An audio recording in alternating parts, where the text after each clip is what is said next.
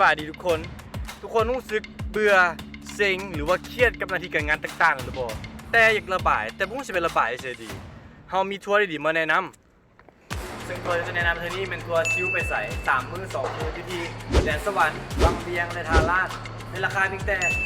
430,000 ตะกี้เท่านั้น